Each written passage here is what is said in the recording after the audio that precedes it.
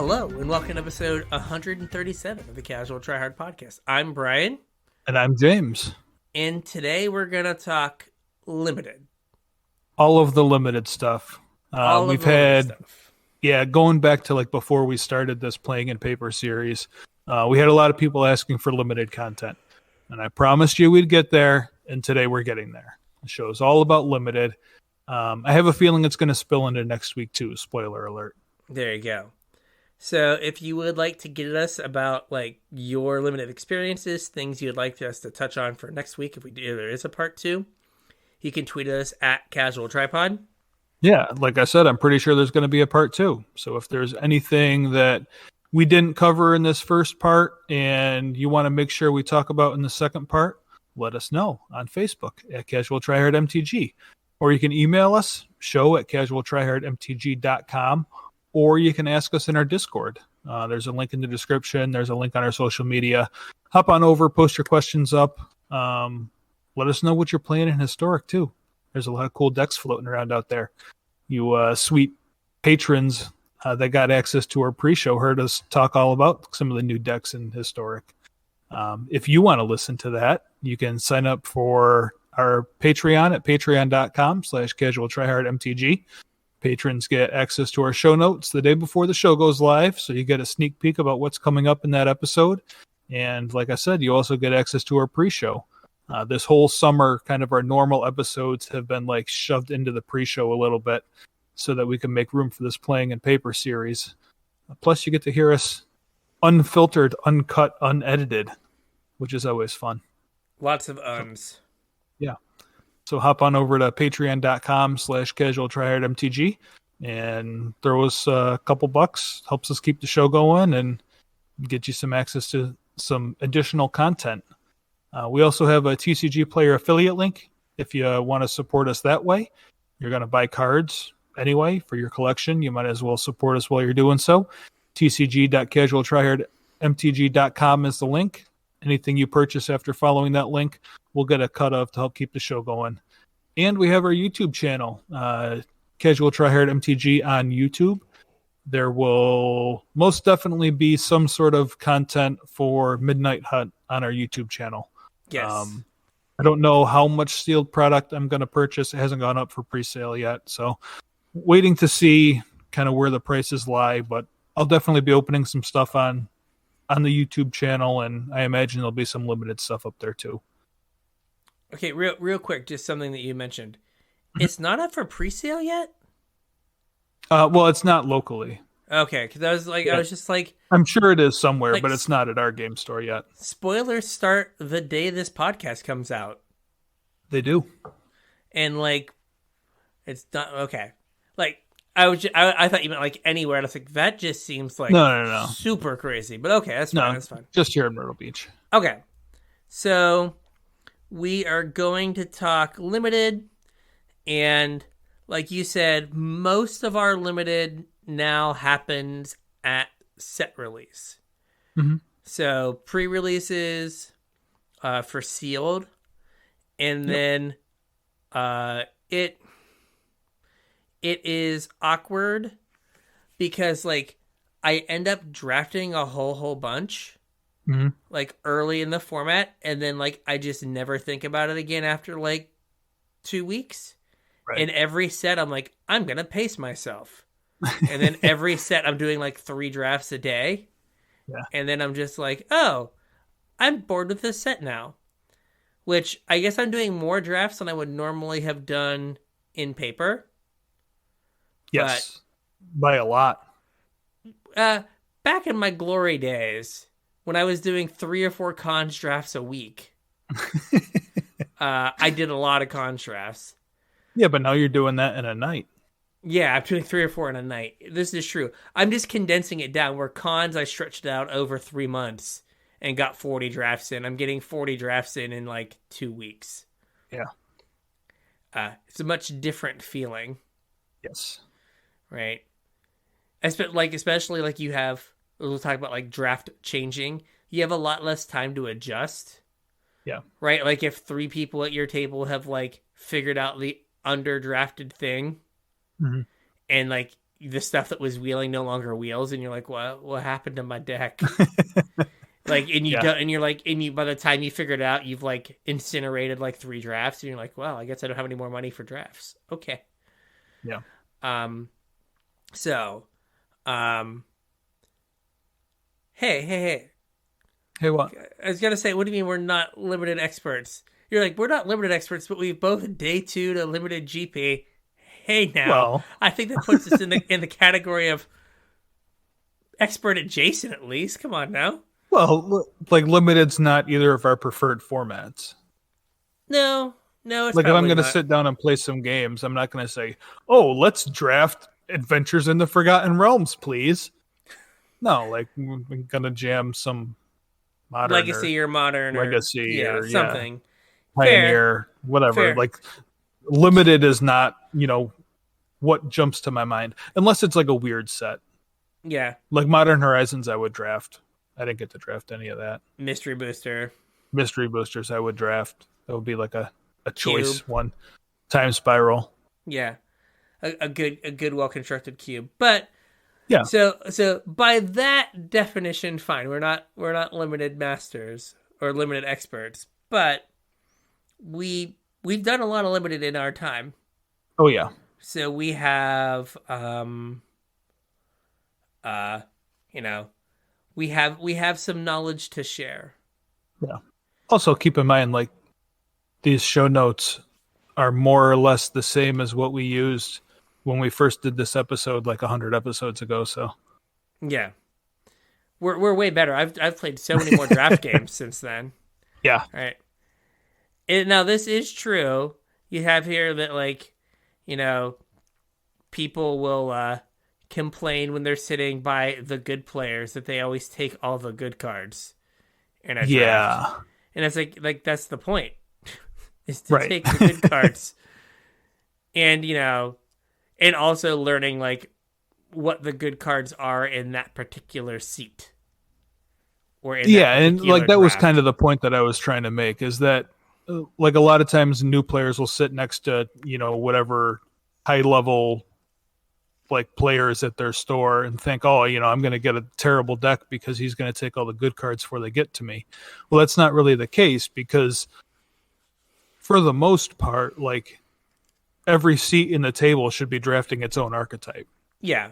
Like you should be trying to not take the same archetype as somebody else. I would much rather sit beside someone who I thought was a good drafter.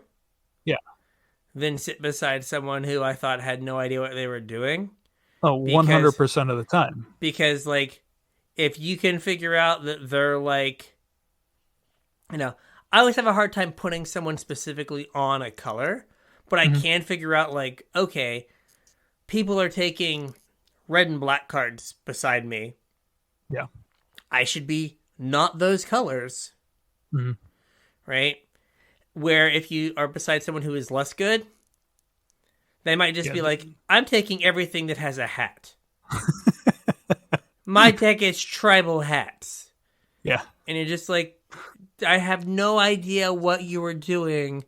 I couldn't figure out what I was supposed to take because it was just like random stuff. Right. And like that's when your deck goes off the rails. Yeah. Is when you don't get any signals from anybody and all of the packs are a jumbled mess and nobody can place anybody anywhere. I would absolutely much rather be sitting next to somebody that's going to put me in a color or an archetype or something, a direction to go. If you sit beside me, I will remember the first 2 or 3 good cards I passed you that you were supposed to take. Oh, yeah. And I will be like, all right, well, I know, like, if there's a red rare and a red uncommon removal spell, and I'm like, well, I'm taking the really good red rare, I'll take the dragon, and you can have the red removal spell, and, like, you're going to think you should take red, and it's my job to, like, cut red the next 4 picks. Right. And then you're like, oh, I guess I don't get red, I'm not in red, so that I get red coming back the other way. Right? Like, that's way better for me. To let you know, yeah, I know I passed you a good red card, but you're not going to see any other good red cards. So please go away. Like, don't take take notice. it. Yeah, or like I take a red card and pass you a good black card, Mm-hmm. right? It's like, well, you're supposed to take that black card. Yes. So I'm not going to see black next pack. So unless there's a really good reason for me to take a black card here, I should take this blue card and know that like you're going to get this decent black card passed to you. Mm-hmm. Like, oh, they should be in black. I shouldn't see black. I shouldn't move into black. Yep. Right. That's much better than like, I like hats. Hat. So I'm going to take goblins. yeah. Do you remember that draft? Were you in that draft? I With do. me? Yeah. Yeah. My opponent was like, "It's a goblin." And the kid was like, "It's a goblin." And I was like, "No, it's like a picture of a goblin." Yeah, it was like a destroy an artifact or like deal 4 to a creature with flying, but it has a like he cast it and was like, "But it's a goblin." I'm like, it does not have power and toughness, good sir. Right. But it does in fact have. It's just a spell. It does in fact have a picture of a goblin on it. Yeah. But yeah, so when you're drafting, you should be trying to receive signals. You should be trying to figure out, not so much, like I said, it's oftentimes for me, I can't tell you like, oh, this person is definitely blue-green beside me, right? But like being like, oh, I took a green card and then I haven't seen a playable green card for 6 picks. Yeah. I guess I'm not playing this green card. Right. Right? Like, or maybe just splashing it or whatever. Yeah, but being able to like figure out like I've not seen a good fill in the blank color card in 4 or 5 picks. I don't think I'm going to be in that color. Yeah. Right? A lot of times I can place like 1 or 2 people at a table. Yeah. Where like I know that he's on, Selesnya and I know that they're on Boros or whatever. Normally I can place like 1 or 2 people, and a lot of times they're not even like the people directly next to me. Like one of them is easier than the other, but yeah. But so when you start your draft, you don't have a color. So you're just trying to take the best card in the pack. Yeah, your first couple picks should be kind of just the best color in the pack so that you can kind of read what's going on at the table. Yeah. So you have here that, like, in an ideal world, if the power level of the cards are all the same, right, you should take a colorless card over anything else, because regardless of what color you end up in, you know that card goes in your deck. Yep. Right. So if you open a pack and every card is a 7. Yep. Take the colorless one. Because you are 100% to play that card. Yep. Right. Then like you want like monocolored cards that are easily splashable. So think about like a single colored card, like 3 in a red. Right. Right. If you're green black, you could maybe get a couple like red sources in your deck to be able to play that card. Yeah, and it's not just like the one colored mana symbol. It's also where it comes down on your curve, because like you're going to be more prone to like be able to cast a 5-drop with a single colored mana symbol, on time when you need to, than a 2-drop. Like if you're splashing red in that black green deck, it's gonna be a lot harder for you to like splash a Ragavan than it would be to splash my I don't know, something else that's a 5-drop with 1 red mana symbol in it. Yeah. I'm trying to think of a Modern Horizons card, but I don't know. Yeah, I can't think of one off the top of my head. So you have that, and then you have the primary monocolored card. So basically 2 color requirements, right? Red, green. Right. Those are harder to splash. Yeah, like the werewolf from Forgotten Realms. The werewolf from Forgotten Realms. Yeah, the 3/3 for 2 for green. Yeah, silver pack, whatever. Or yeah.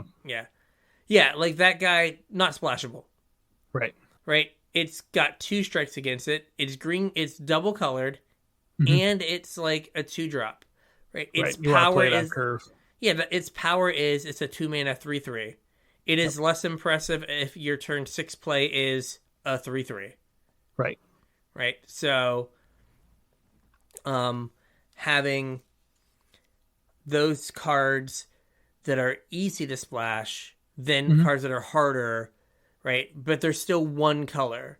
So right, you're still, roughly you're still kind of open. Like you can still splash another color if you need to, but you're definitely green. Yes. But like if you take a card like that, you're still 20%, maybe a little bit higher because you've taken one card to play it, right? Like if there's an equal chance you play all the colors, right? Like you could still end up blue-black and just not get to play that card. Right. Right. But you have a higher chance of not playing that card. That's why it's, further down on the list. Exactly. And then you have 2 colored cards, right? Yep, multicolored. Yeah. So 2 and 3 colored cards, because you have to be, now you're locking yourself into 2 colors. You're like, oh, this card's red-white. I can only play it in a deck that has red and white mana. Right. Right. So you've locked yourself in, or like, oh, hey, I have a Sultai card. Yeah. Right. Like you lock yourself in. Now, sometimes, like if you remember, like way back in the day, like if you got like Sidisi, you were fine locking yourself in. You're like, cool.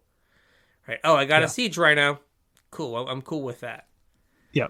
Right. Or the mana was great in that set, though. Yeah. I guess like even like in Ikoria, right, that had pretty good mana. Right. Yeah. You get like a Genesis Ultimatum, and you're like, well, we can make this work. Like, this card's too good not to play. Yeah. So, but early on, you're like, take the best possible card, because you don't know what you want to play. Yeah, if you pick things in that order, you can kind of move around a little bit as you're picking up on the next signals. And that's why, it's important to kind of pick them in that order for your first few picks. If you we just went over it all, but if you pick, something that's easily splashable, that could turn into your splash color if you need to. Whereas, if you pick something that's, green, you're probably not going to splash that. You need to be base green, otherwise you're not going to play it. Yeah.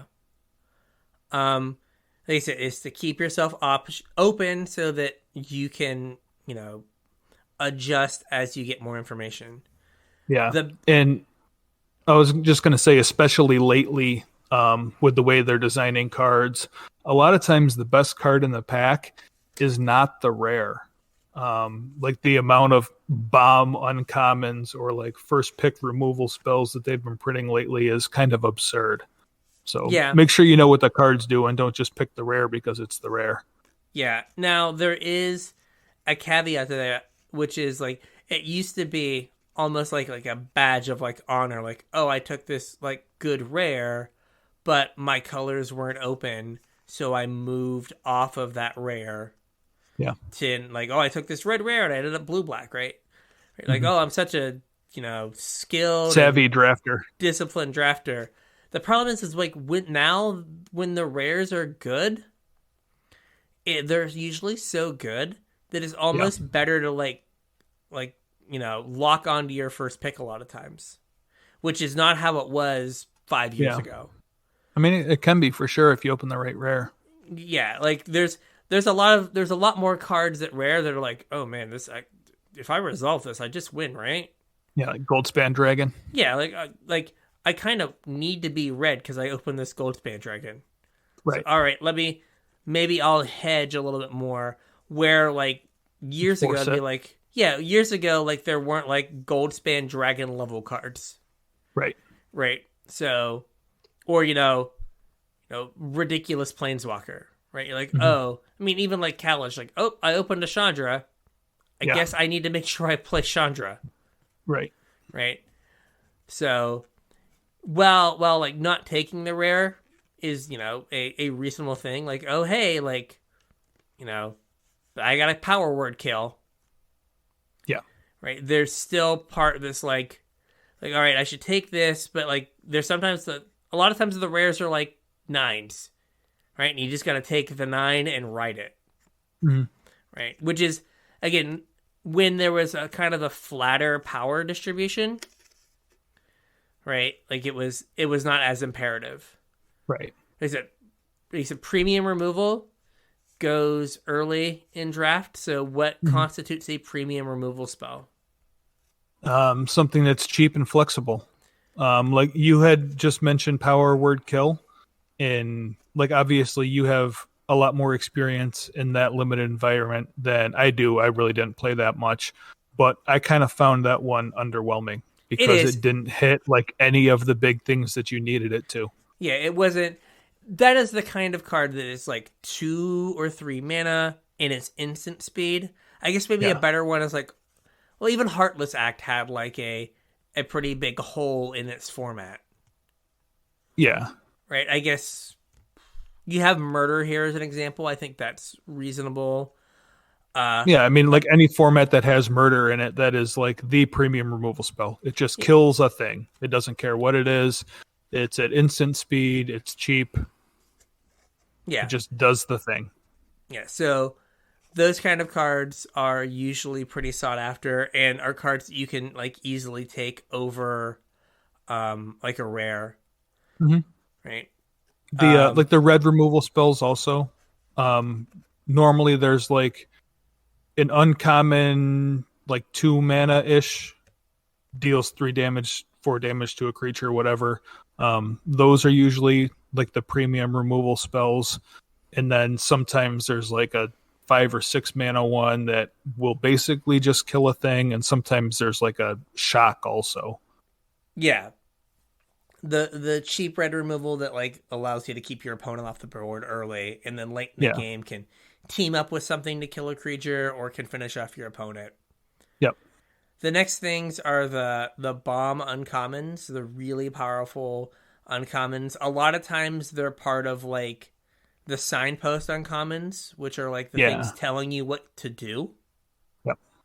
Right? So in modern limited formats, they typically, if all 10 color pairs are playable, right, they will have uncommons, 10 of them that are gold, that are like, hey, I'm red-white and I pump all attacking creatures +1/+1.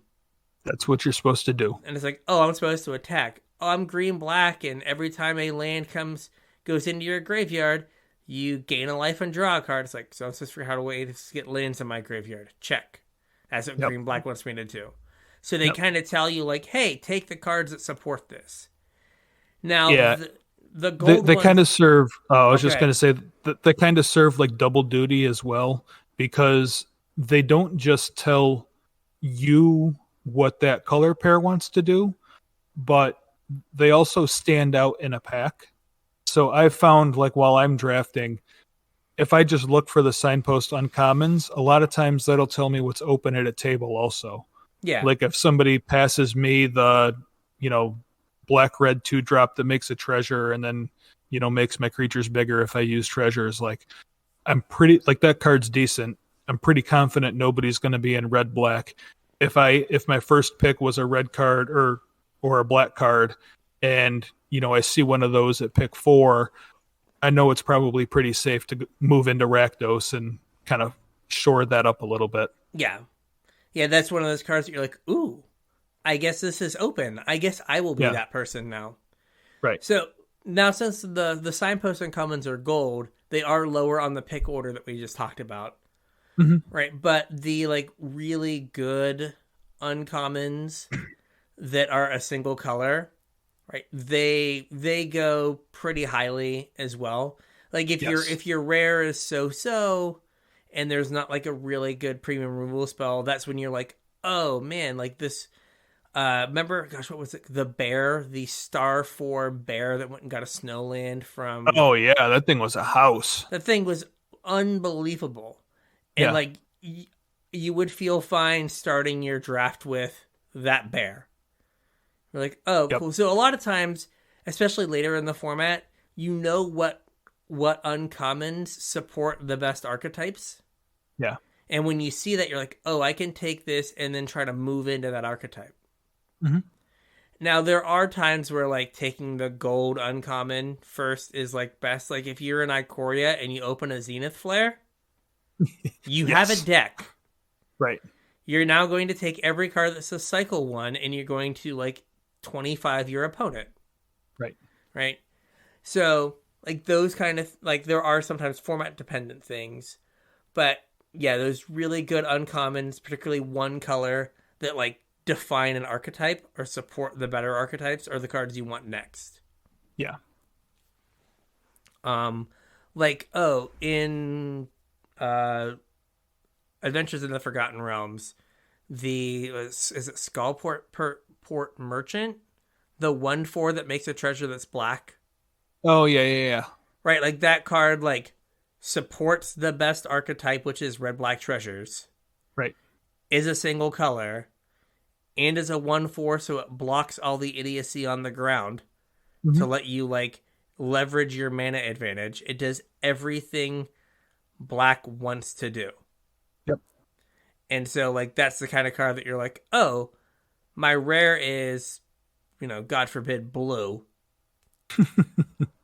It's not the 3/3 that steals a creature. It's some other blue rare.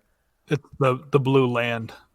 Yes, the blue land. Or what is the blue land or the staff? Oh yeah. Staff of Waterdeep. Yeah, and you're just like, this 1/4, I have a plan now. I'm going to take that. Yeah. Right. So, as much as you want to read signals, you also want to send signals? Yeah, and this is going to kind of, like, you need to pay attention to this as early as possible. Sending signals has, like, diminishing returns. If you start sending signals early, then you don't have to send them later. And what you really want to do is send signals in pack 1 so that you get rewarded in pack 2. And then hopefully if you've done that right, you will also get rewarded in pack 3. But it's like the pack 1 to pack 2 change where sending signals is going to pay off. And this is kind of what you were talking about earlier, where, you're going to try and cut somebody off of a color, even if it means taking like a slightly subpar card. Slightly. Like, and let's say your first like 3 or 4 picks, right? Mm-hmm. You want to take the best possible card. But if you have like red, blue as your 4 first picks, right? Mm-hmm. And there's a red that's a 6 and a blue card that's like a 6.5 or a 7. Mm-hmm. Maybe you take the red card because it's a little bit worse than the blue card.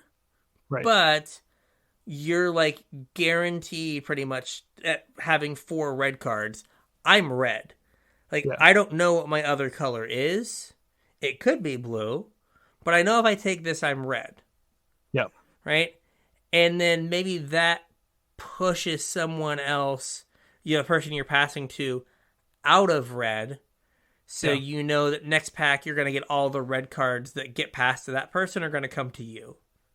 Yeah, and it's not just like the person directly next to you either. Like, it's probably the next 2 or 3 people. Yeah. Like, if you're cutting red really hard, probably the 2 or 3 people sitting next to you are not going to be red. Now, that means that like the red cards that those 2 or 3 people open will come to you in the next pack. Yeah. So like, now if you have like, a red card that's a 6 and there's a blue card that's like a 10, take the blue card, right? Like signals are one thing, but having the way better card in your deck. But if it's close and you're like, well, this is a creature with, set ability stapled on it in blue. This is a creature with set ability stapled on it in red. I think like I prefer the flying of this creature over the first strike of this creature, but I'll take the red creature because that's cutting red a little bit harder. Right. I think that is perfectly fine. But like, don't get so locked into like cutting your colors that you like are passing cards that are actually way better. Yeah. I mean, you don't want to take like a naturalize because you're trying to cut green over, a murder. Bomb. Yeah, over murder. Right. You would be like, that would not be a smart pick. Right. Well, I had to cut green. It's like, no. You take the better card. You could be green-black now, Right. as opposed to having a naturalize.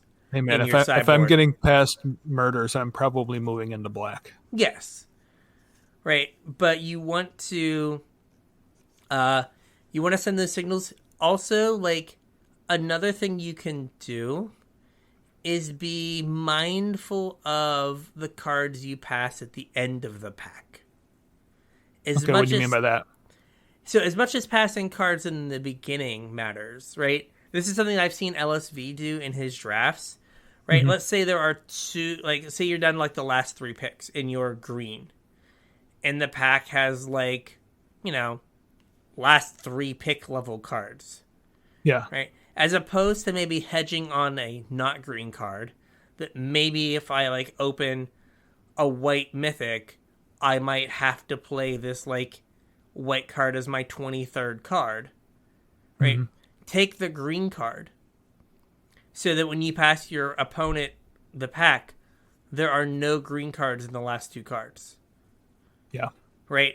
So just at the end, like, the last thing they see is like, oh, when I saw 3 cards, 2 cards, and 1 card, not a green card in any of them.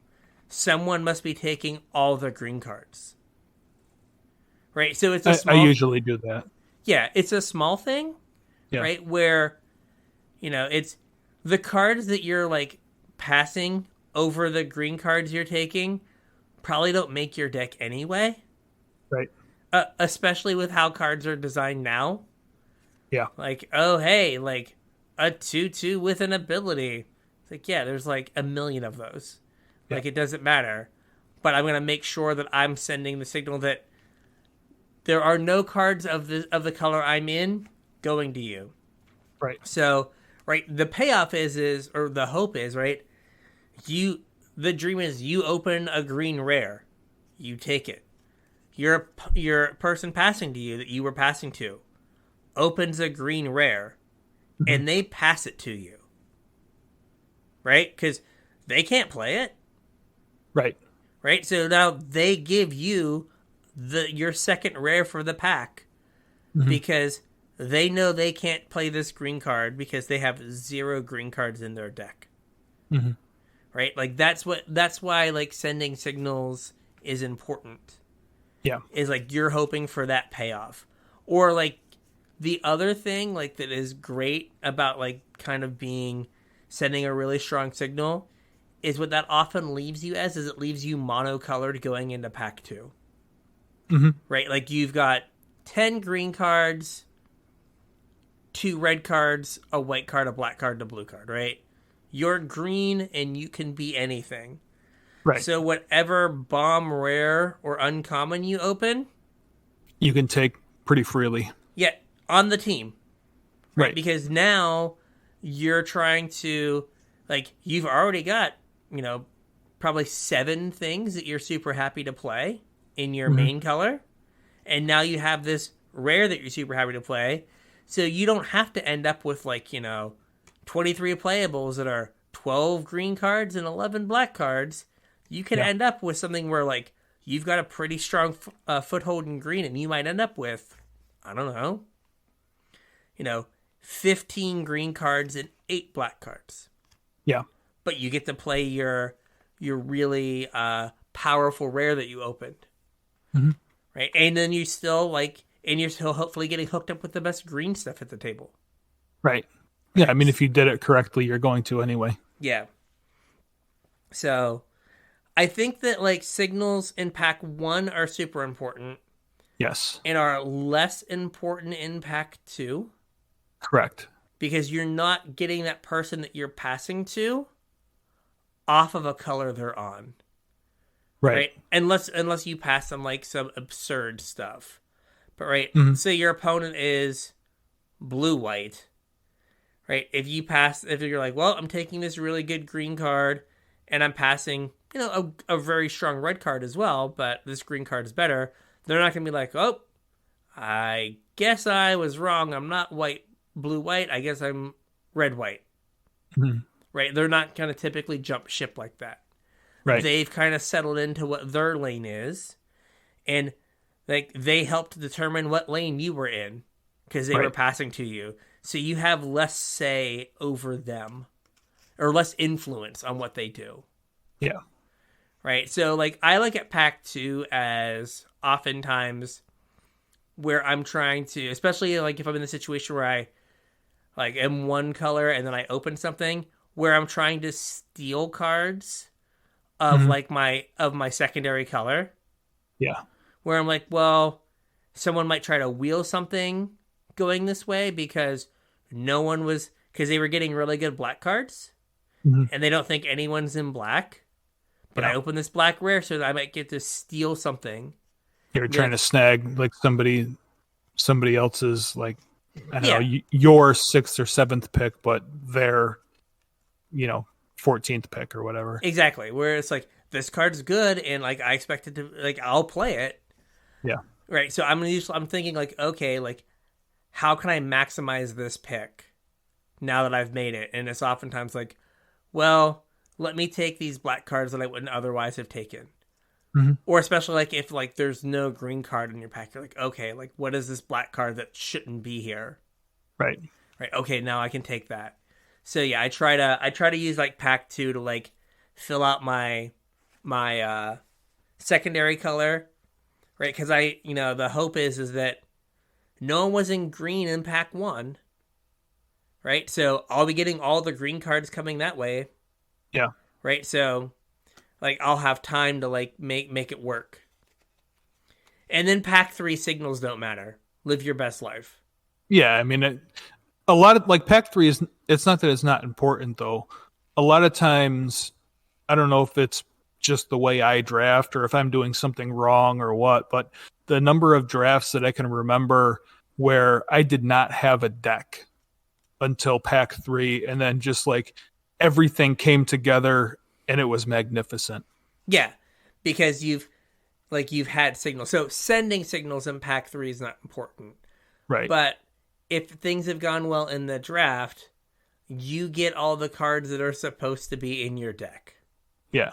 Right? You get paid off for being a good drafter early on. Because, hey, like, I took 2 green, black, gold cards. Everyone knows that green, black is off the table, right? So now I'm going to get my pick of any green, black, gold card that gets opened, pack 3, and I'm going to get most of the good green and black cards because everyone knows that like there's someone in that archetype. Right. Right. And like when we say everyone knows, it's not that they're like consciously like, oh, well, I guess James is in green black. It's more like it's a pretty safe bet to assume anyway, but fair.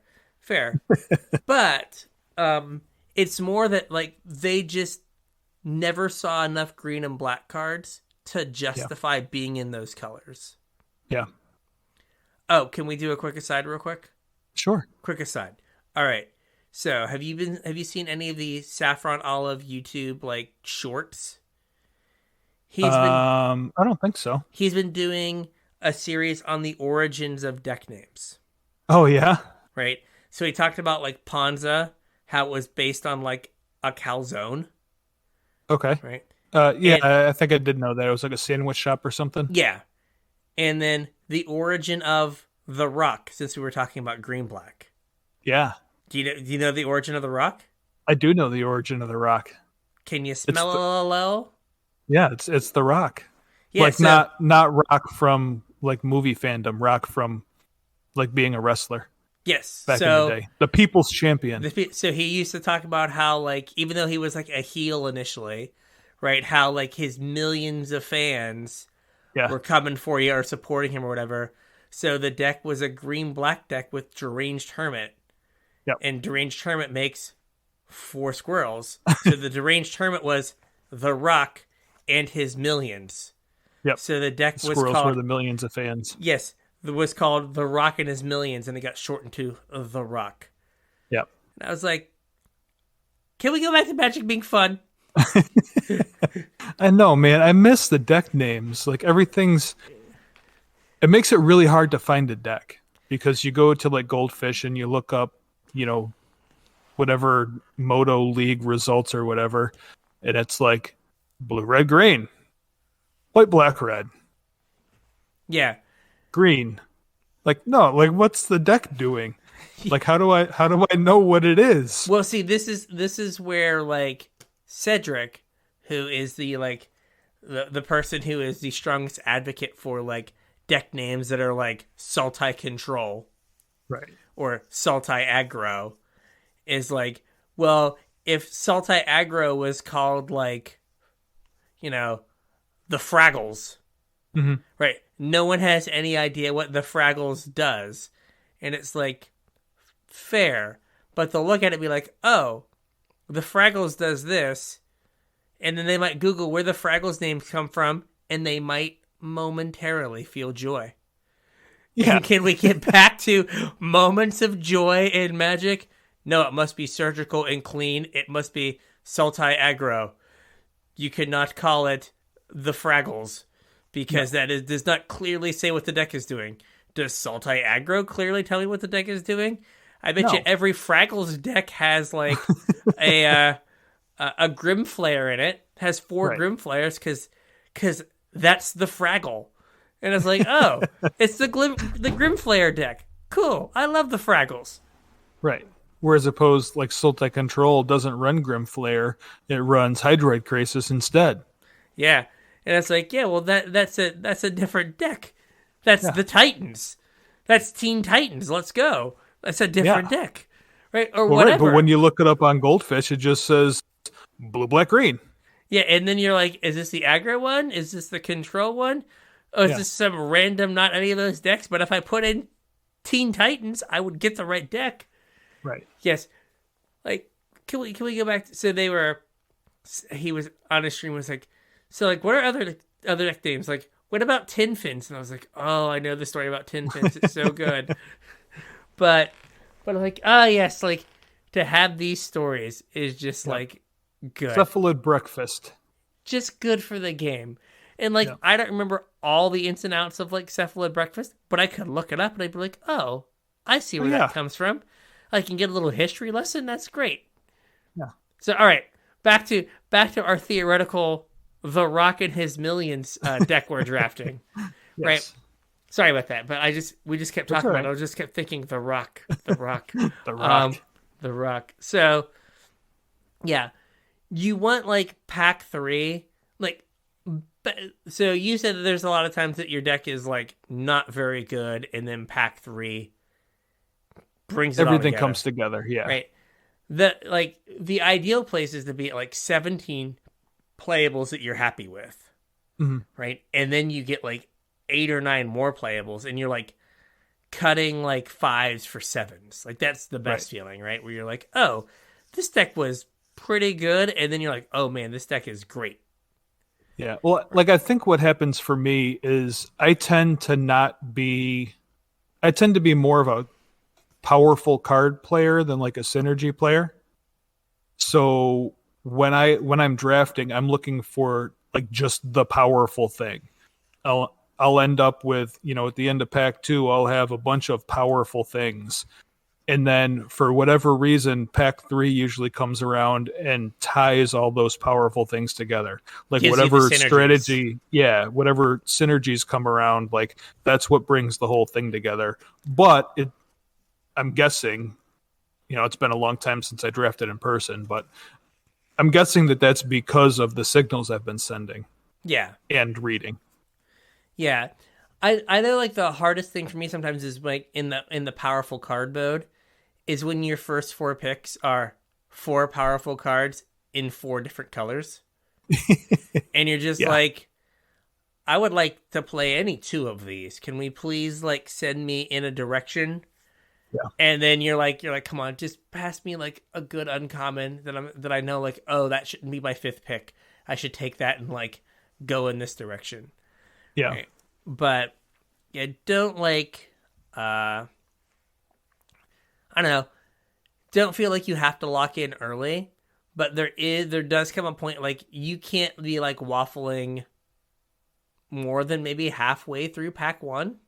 Right. Right, because then your draft kind of starts to be a train wreck and go off the rails. Mm-hmm. Oh, right? I've certainly had those too. Oh, yeah. Yeah, where you're like, this is gonna all work out, and it doesn't work out. But you want to make sure that Doesn't you're even able. come close. Yeah, you want to make sure that you kind of commit, probably maybe halfway in pack one. At least commit to one color, Right. right, and like stick to it, because if you don't, like, you don't end up with enough playables. Yeah. Right. So, just kind of like a quick aside here is there's like a mini game you can play, and we kind of we touched on this a little bit earlier, and it doesn't work for arena drafting. All of these other things we're talking about work in arena drafting now that we have player draft. This one does not, because you actually have to talk to your opponents. But what I like to do, and I think the reason why, like when we talked earlier, you said that you have a hard time, like, where or like which direction colors are getting cut from, but you have a hard time like placing that person. I think one of the reasons that I've become a little bit better at saying, oh yeah, you're on white green and you're on black white, is because after a draft, I'll take a couple seconds and I'll ask the people at the table. I'll say, I think you were Izzet, and I think you were Demir. Is that correct? Because I saw this come from here and I pushed that over there. Does that make sense to both of you guys? And like that can kind of help you like realize what the signals are a little bit better than just listening to me and Brian talk about them. Yeah. Does that make sense? Yeah. Just like asking, like, hey, like, because like you might have a feeling, and it's just like kind of, confirming that feeling that you were reading the signals correctly, right? Yeah. The worst is you're green black, right? And they're like blue white, and you're like, oh man, funny story. Mistakes were made. I'm also blue white. I'm guessing my deck is way worse than yours. Right. Like, oh, that's no good. It's no good. Right. The ideal situation, right, is in a normal draft, you play what's called in pod. Yeah. Right. Where this is not the way you do it on Arena. No. So you draft with 8 players, and if you've been at a GP side of it draft, you big X, little X. Right. Right. So there are 4 people on each side of the table, and then you point at the person furthest from you diagonally, basically. Like if you're on the outside, you point at the person outside diagonal to you. The inside people point across the table, and that's who you play. Right? Mm-hmm. And what's good about that is, let's say for some reason all 24 packs that were opened in that draft were complete and utter garbage. Right? You all have bad decks. Mm-hmm. So you're all just like, your little pod is just over here like having a rock fight. Right. Right? Throwing sticks at each other. Yeah, and then another pod had like 20 really good rares opened in the packs. Mm-hmm. They have 3 ridiculous decks. Right. Right? That you in your little pod have no chance of ever beating. Right? You don't have to play against the 20 amazing rare pod, because you're playing with just the people that opened a bunch of rocks and sticks. Yep. Right? You're not playing against Team Sherman Tank. It's fine. Right? But on Arena, they don't do that because, right, you need the freedom to, like, I'm going to draft, and now I'm going to go away for 3 hours. Right. And you don't or wanna, a day. Like, yeah, and you don't want to tie those other 7 people and their next draft to this person coming back. So on Arena and like at our local game store, we would play cross-pod. Right. Which means your rocks and sticks have to go up against the tank. Mm-hmm. And it's or just vice like, versa. Yeah. Right? And you're just like, oh, I gotta try my best, but but like playing in pod is kind of preferable because, one, the power level of the decks are usually closer to one another. Yeah, and you also get rewarded for picking up what the table is telling you. Yeah. because if you sit down and you can, put the guy 2 seats away from you on Is It, then you kind of have an idea what you're going to see when you play him because you passed him those cards. Yeah, or you, in that same vein, like, that there was a red-black removal spell, right, that was going around the table. Right. And so, if you're an old timer, was it Kaladesh or Aether Revolt that had unlicensed disintegration? Kaladesh, right? Yeah. There's an unlicensed disintegration, and you start playing against the red-black player. Oh yeah. Maybe you're a little.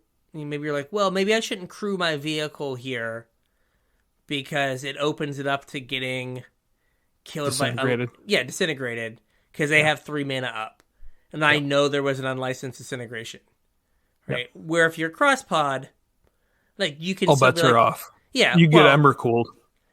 You get Emrakul. How'd you get in the set, Emrakul? But it's more like, stuck in the moon, don't you know? It is stuck in the moon. But you could be in a situation where you're like, well, unlicensed disintegration isn't uncommon. I know they're representing that they have 3 mana, but they could have just, like, not had anything Only else had to 4 play. drops. Yeah. So I'm going to crew up my Renegade Freighter and get in there. And then they unlicensed disintegration you. And you're like, oh, like, was I supposed to play around the uncommon I didn't know about? Right. Maybe. But so it makes it a little bit easy if you're like, 100%, there was an unlicensed disintegration in this pool. Yeah. So I'm going to play around it here because I 100% know there was an unlicensed disintegration in this pool. Yeah. As opposed to being like, they could have it. Mm-hmm. It's like, no, this card's in their deck. Now I have to figure out, is it in their hand? Right. So I much prefer playing in pod.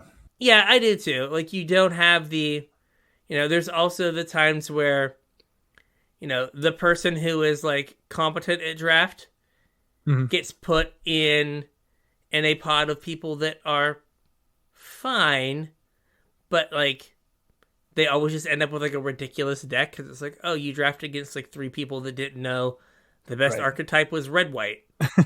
And they passed you heroic reinforcements. Yeah. And you're like, oh, I guess I get to be the best draft archetype. Cool. Right. And it's like, oh, I just got rolled because they got past this card twice. Yep. Because that person's always like, oh, yeah, I got past the heroic interventions, pack 1, pick 3. And you're just like, oh, I hate 2 people. Oh. Right, like, or whatever, like, like, oh, I got, like, my 3rd Zenith Flare. Yeah. Pack 1, pick 6. And it's just like, why didn't the other people take this card? Why do you have 3 of them? Like, that's not okay. No. So, like, where they get rewarded for people not knowing what's going on. Mm-hmm. And so, like, one deck in that pod's way off scale compared to everything else. Because, like, could you imagine, like, in Ikoria, like, it's the 2nd FNM, and, like, I'm there drafting 1 mana cyclers. Right. Like, pack 1, pick 1, Imperious Greatsword or whatever that thing was, the 3/6 that cycled for 1. Yeah. Because the best deck in the format was the cycling deck, and you just needed 1 mana cyclers, and then getting 1 mana cyclers, like, pick 12. Like, your deck's just absurd because, like, you're in the know. Yeah. Right? But if you're in a deck with in a pod with 3 other people in the know, you don't get, like, 22 1 mana cyclers in your deck that's playing 12 lands. Yeah. Right? So it's just different when you're playing cross pod versus in pod. Yeah. Right? It feels different for sure. I think it's more fun to play in pod too. Yeah. Because you also get the, like, oh yeah, I passed you that. I thought you took that. Yeah. Or, like, what was your deck that you didn't take that kind of deal? Mm-hmm. And then, like, going back to what you were saying about, some pods being, a rock fight and some pods being nuclear war. When you're building your deck and picking your cards for draft, just kind of be conscious of your mana curve, because your draft deck doesn't, especially when you're playing in pod, it doesn't have to be like the best draft deck ever drafted. It just has to be the best draft deck at the table. And a lot of times in limited, like you'll win a game just because you have a decent mana curve. Like if you can go one drop, 2 drop, 3 drop, most limited decks can't handle that, even if they're bad 1, 2, and 3 drops. You just got on the board first and you applied pressure first, and like sweepers aren't great and limited, and maybe 1 or 2 cards can't catch them right back up if you've got them down to 4 life on turn 4. So curve is important. Make sure you pay attention to that. And like I think I had mentioned earlier, a lot of times like my decks will be almost rareless. Like, maybe I'll get lucky and get like an on-color rare or whatever, but I don't rare draft when I'm, drafting my decks or whatever. I don't, just gravitate towards, oh, that's a mythic, got to take it. Like, make sure that it fits in my deck or what I'm trying to do. And a lot of times, my decks will be full of commons and uncommons and might only have 1 rare. Some of the best decks I ever drafted had no rares in them. I think my first day 2 deck for that Modern Horizons GP, the first deck didn't have any rares in it. Okay. If I did, it was only 1. It was almost rareless. And I think like a lot of my best decks are, have very few rares. Yeah, well, you have a tendency to draft more aggressive decks. That's true also.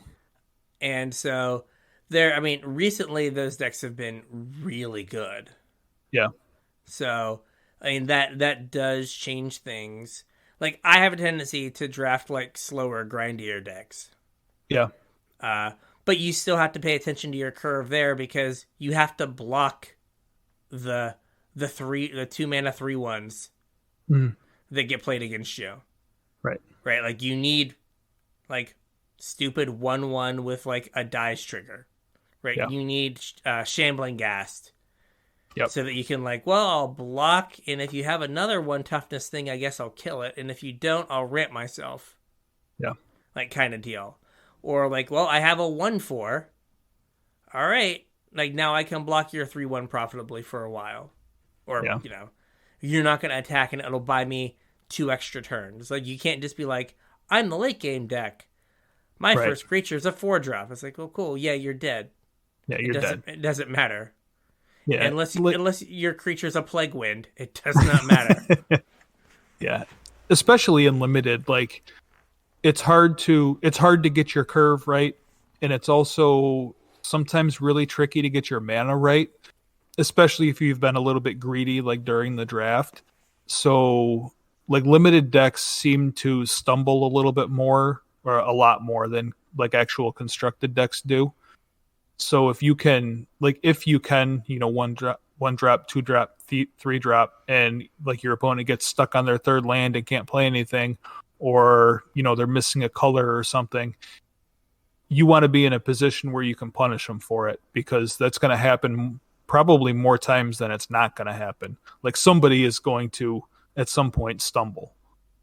It's just kind of the nature of the format. So, and I guess you're right that tip kind of does come from me playing more aggressive decks, but they do work.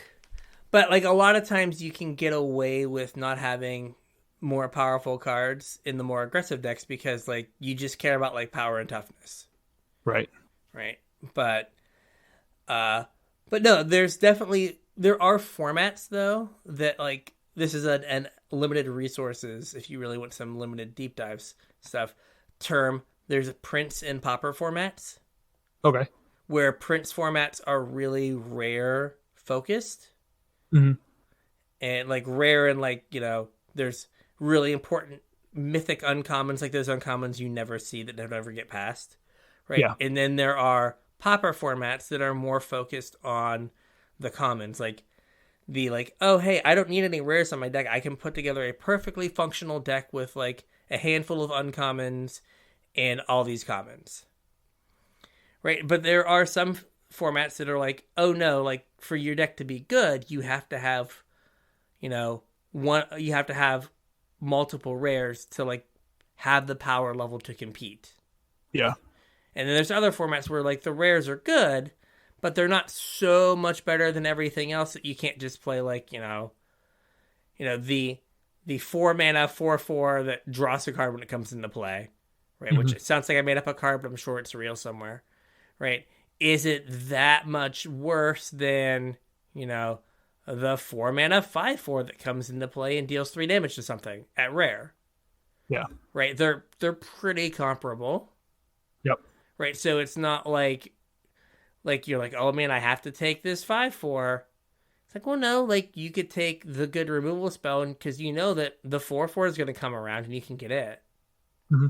Right? So it's kind of set dependent, but you are right. You can end up with good decks that are like, not that many rares. And I definitely have had a lot of like, I have one rare where like the rares you open don't fit your theme or are just kind of like, eh.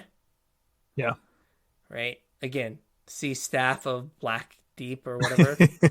Waterdeep. Waterdeep, yeah. You're just like, well, that's going to come back around. Okay, yeah. Cool. So I think we will skip. We're at an hour. We can skip drafting the hard way. Yeah, we'll skip that, and then we'll do bread and keto next week. Okay, do you think that's enough for a whole show? Or we could get it now. Like, how long do you think that'll take? Well, I mean, I didn't really brush up on keto. Like I said, I was only half paying attention to it. So, yeah, we'll just call it, and we'll catch that next week. And I think we can probably finish that next week. Plus, this will give like people an opportunity to ask questions if they want to. Yeah, and we can maybe talk spoilers. Oh yeah, that too. So we can finish this up and talk spoilers. Yeah, but we do have to get the big thing in here though. All right, so we've talked about sending and receiving signals. Yep. Do not hate draft. Oh, what's hate drafting? When you take a card because you can't play it, but you don't want to play against it because it's so good. Yeah. Right? So you just end up making your deck worse. Right. And you really might not impact your the person who would have taken that card's deck that much anyway. So yeah, I mean, chances are like your opponent's probably like you're not going to see the card. You know what I mean? Exactly. Especially if you're playing across pod, the chances of you seeing whatever card you're passing are like slim to none. Right. So let's say you're like even in pod, right? So if you pass that card that you're like, oh, it's too good, I don't want to play against it. You have to first get paired against the person that drafted that card. Right. 2, they have to draw that card. Mm-hmm. And then 3, they have to resolve that card. Yeah. Right. And then you have to not have an answer for it. Yeah. So like a lot of stuff has to go wrong for that card to even matter. Right? And so is it better to just take a card and effectively throw it in the trash or have any creature with power and toughness or any removal spell that was in that pack? Right. Or, I mean, even like a card draw spell. Yeah. Anything other than just dumpster fodder. Right. Right. No, you would much rather have the card that you can play. Right. So you're not like being super sneaky or like next level being like, I'm going to hate draft this card so they can't play it. Like you're just hurting yourself. Mm-hmm. Basically. Right? So just send that card along because, right, as much your as deck's going to be better for it in the long run. Yeah. And if like at your local store, you can get, if the custom becomes we don't hate draft. Right. Right. Then you're going to get rewarded as the person who sent good signals Right. in pack 2 and pack 3, because the person in this beside you or 2 seats down is going to open a green-black mythic. Right. And it's going to end up with you. Yep. Because I mean, that has happened multiple times in the past. Yes. Is I have had people, say that, like after the draft is over, they would come up and ask me, "Oh, did you get that I don't even Witherbloom command that I passed you?" And I'll say, "Yeah." And they'll say, "I could have played it, but I knew you were in that, so I passed it so you could have it." Or like that comes from having good signals. Yeah, or they could have splashed it and it wouldn't have been as good. Well, right, yeah. That's what I meant. Yeah. But like, as opposed to being like them just being like, "Well, I'm going to hate draft this. It's too good." It's like, well, no, like you're hurting yourself, and in the long run, if like that just becomes a thing you do, right? Mm-hmm. Maybe the rare that you needed pass would have taken your deck from a 7 to an 8 or a 9. Right? It would have made your deck way better. But you hate draft every time you have a chance. So the person beside you is like, "Oh, I'm just going to, I guess we hate draft here. I'm just going to take this rare and not play it." And that was the rare you needed to make your deck better. Yeah. Right? So it hurts yourself. You hurt yourself all the way around. Yeah. So kind of like tangential to hate drafting, do you want to talk about rare drafting real quick? Sure. So rare drafting is where it's kind of in the same vein as hate drafting, where like you're going to take a card so that specifically somebody else can't play it. But rare drafting is a little bit different, where you're taking the rare like just because it's either worth money or you need it or whatever. Like it's not going to work in your deck, but you're taking it for some like out of the game reason. So what are your feelings on rare drafting? I am all for rare drafting at like a certain monetary value. Mm-hmm. Right? Like if you open a Ragavan and you're green black, right? In my pool, you're on the team, buddy. Yes. But like, I don't see the reason to like ruin your draft or make your deck worse by taking a card you aren't going to play. Right. Now, again, like everyone's economics vary, right? What if you are working on, a deck and you really need a rare for it, right? You're like, "Oh man, I really need a Goldspan Dragon." Yep. I'm trying to finish Is It Dragons and I need like 2 more Goldspan Dragons. And you open a Goldspan Dragon. Right? Like, okay. Like, it doesn't help this draft, right? Because you're, again, green-black. It doesn't help this draft. Yeah. But you need that card for your collection because next week you're going to play Standard. And you need a Goldspan Dragon. Sure. Well, to be fair, though, I would splash a Goldspan Dragon in my green-black deck. Remember when we said you don't splash double-colored cards, boys and girls? Unless it's apparently Goldspan Dragon. He'll fix your mana. I'm already in green. Like, Fair. My mana's going to be fine. Fair. But my point being, I think that it's fine for like money considerations. Like if it's a money card, sure. Like I can't argue with you. Right. If it's a card you really need for constructed, sure. Yep. But if you're just taking rare cards because they're rare and not looking at the rest of the pack and taking the best card for you, right? Then, that's kind of the same as hate drafting. Kind of. Like you're hurting yourself by taking this rare that may or may not be or isn't, useful to you in any way, shape, or form. So, like, don't rare draft. No, I know a few episodes ago I was like, I rare drafted the crap out of Dungeons and Dragons for Arena. Well, and there was a specific different reason why that worked for Dungeons and Dragons, though. Like, that set was so underpowered that the rares really weren't, like, they were going super late in the packs because they just weren't impactful. Yeah. So, I mean, I will of course throw away like a 12th pick if there's a rare in there, because the chances of there being, nothing else in there are slim to none. Yeah. So, but yeah, I think that by and large, rare drafting is bad. Yeah. But I am aware that sometimes, like, that's the best way for you to get a card. Mm-hmm. Or, like,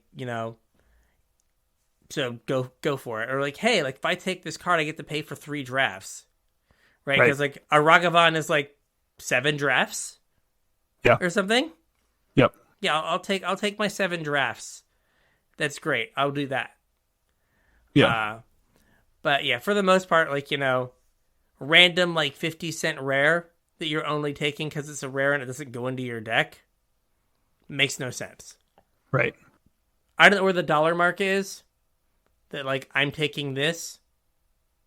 $10, $15 maybe? Yeah, 15, 20 maybe, somewhere in there. Somewhere in there where you're like, you know what? Yeah.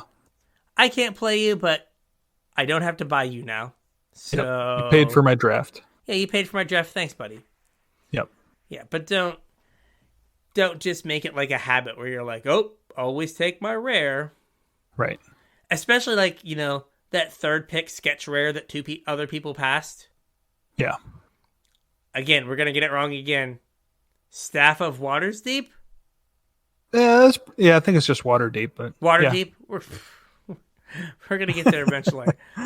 Right. One of these days. But, like, you see that and you're not just like, oh, yeah. Move it in. You're just like, oh, it's a rare. I take rare. Yeah. Like, that's how you get, like, not great decks. Right. Now, with Dungeons and Dragons, right? It was a set that really lent itself to aggression. Yeah. So, like, and a lot of the aggressive cards were at, like, common. Right. So you could throw away, a pick and be like, oh, well, my deck's going to be fine because I'm going to, like, see 7 interchangeable commons. Right. And I'll be able to get all of those. But for the most part, you'd much rather take, like, the magic missile to go with your Hobgoblin Commander or whatever. Yeah. As opposed to taking Staff of Waterdeep and being like, I'm not playing this. Yeah. The Hand of Vecna. The Hand of Vecna. That card was actually good. Yeah, that card was a house. Yeah. Yeah. You get that, and you're like, well, I got this stupid 3/1. I guess I'll put pants on it and attack you for 8 first striking. Right. Your move, buddy. Was it which one? One of them was bad. Was the eye the bad one? It entered and drew you a card, then you had to, like, pay 2 mana and 2 life to draw a card. Oh, yeah. And then Book of Vile Dark, was it Book of Vile Darkness was the other one? Yeah. That card was, like, unplayable. Yeah. That's the one I meant, not the hand. Yeah. The hand was good. Yeah. Book of Vile Darkness. Black has no text. Right. Doesn't even do anything in the graveyard. Come on. Incinerate your pack 2, pick 1. Yes. That's what it does. Yeah. It's a mythic. It's a really bad mythic. Yeah. So, yeah. So, don't hate draft. Don't rare draft. Always for the most part. Be focused on, like, having the best deck you can have. Mm-hmm. Yep. Focus on your signals. Focus on reading and giving them. Yep. So you'll get better. And practice, man. Like, limited takes way more practice than constructed does. But I think it's more rewarding too. Like, yeah. I mean, I've said on the show a million times that I really enjoy drafting. And I think that comes from, like, exercising those skills, like the reading signals and the sending signals, and, like, that part of it I really like. Playing with bad decks is, not my ideal, so I really don't care about actually playing limited, but I do really enjoy drafting. I enjoy drafting. And like the reason I like to play out the games, or I enjoy playing out the games maybe more than you do, is like playing out the games is like a proof of concept. Yeah. Like, hey, I think that's a this good way of putting it. I think I drafted a good deck. Does it play out as good as I thought it was going to play out? Yeah. And like sometimes you're just like, oh, I flooded out 4 times. I have no idea if this deck is good. Right? But then there are other times you're like, oh no, like this card and this card work together the way I thought they would. And oh, this little pocket synergy that we've talked about before, that was really good. Oh, next time I do a draft, I want to try to get this card to see if it works well with this. Like, I like that part of it. The like, there's a puzzle to solve, and like playing the games is how you see if you put all the pieces together right. Yeah, that's true. You tend to have a lot more of those like moving parts to juggle than I do. Yeah, you're more just like, does this turn sideways and make ouchies? If it does, excellent, excellent. And you'll run me over, and then every so often there'll be that glorious, was it Hour of Devastation draft where like you're playing aggro stuff and I just played back-to-back 2/4s that gained me 3 life. And you're just like, well, you just gained 6 life. You just gained 6 life. It's like, yeah, that makes up for all the times that you killed me on turn 5. There we go. We're even now. 2/4, gain 3. Yes. I just counted your hand. All right. But yeah, so next week we have some updates, or an update from on some kind of like classic Magic heuristics for draft. Right. Yep. And then limited resources kind of they did an episode about this last week that was kind of fitting because it is at the same time as we're doing our limited episode. So go check theirs out, and we're going to cover it next week. Yeah, so. we'll give you some thoughts. And we'll probably take some time to talk about some werewolves, I'm assuming. Yeah, probably. We'll probably have a couple to talk about. So I have one little arena thing. Okay. I know you said you didn't play much ladder. Did you play any ladder? Other than like some standard 2021 like Saturday, no. Oh, so you didn't notice if they changed the way ladder works again? I didn't know what was happening or not happening. So like I didn't play much ladder last season, so I got reset like all the way back to silver. Mm-hmm. And I was, like I said at the top of the show and in the pre-show, I was messing around with some different like Dragon Rage Channeler and Vesperlark decks. And I noticed that I was losing progress in silver. Huh? And that didn't used to happen. You didn't lose progress in silver. You do not. And then in gold, I was losing rungs, which you didn't used to do. Oh no, you always lost rungs. You lose progress, but once you hit a rung, you would stay there. No. In gold, at least. Yeah. No. You could. So when you would fall down to the bottom of a rung, yeah, you usually had two, like it would hold you there for like 2 or 3 losses. Oh. And then you could fall down. Oh, at least I'm pretty sure. Like I'm almost positive you could lose progress in gold because I feel like I have. Like you used to, but then I thought they changed it to where you didn't lose rungs anymore. Oh, because the other thing I knew that changed in gold was that you would get 2 wins. Yeah, you still get 2 blocks for a win. So yeah, maybe they did. I had not noticed it. So I definitely lost progress in silver though, and I'm pretty sure that's new. Yeah, losing progress in silver, that is weird. Yeah, I thought it was weird. Yeah, I don't know. Like I feel like I they guess keep if you haven't been on ladder, then you wouldn't know. Yeah, I think I'm in platinum though. Oh, okay. La di da. But yeah, I think I'm in platinum. I'm not sure. I played a lot of Brawl last time around. I played a lot of Brawl last season. That's fine. It's fine. Like I said, standard 2021 has grown on me a little bit. 2022, you mean? 2022, yeah, whatever. Yeah. But it it does feel like just a Goldspan Dragon format, but yeah, I haven't played a ton, so all right. It was just a question I had. It's fine. Yeah, it's fine. So now with all of that, I think we have a podcast. Yeah, I think that was a show. So if you'd like to get at us, you can find us on Twitter at CasualTryPod.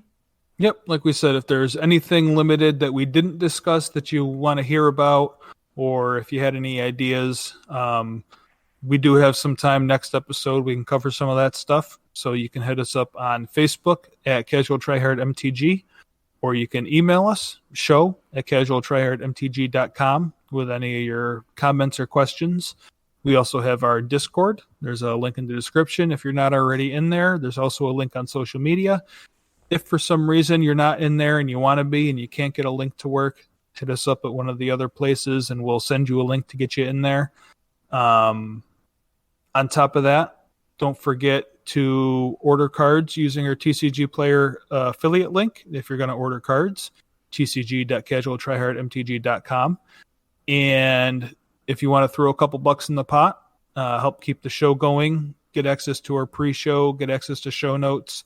I just sent out the last round of Patreon givebacks today. If you want to get it on the next round, hit us up on patreon.com/casualtryhardmtg. We'll appreciate it. And you'll appreciate it. We will. And you will. Yeah. Because I said so. Yes, we have to listen to him. The beard. Yeah. It's power. That's right. Second best beard in esports. Second best beard. All right. All right. I don't feel like you're allowed to just like I don't think PK was allowed to proclaim himself best beard. There should have been like an I mean, you tried to proclaim me best beard, but PK already had it. Yeah, but I feel like we can dethrone him. Anyway. Okay. Anyway. So with that, we will catch you at F&M. We'll catch you at F&M. Local health recommendations notwithstanding. Sure.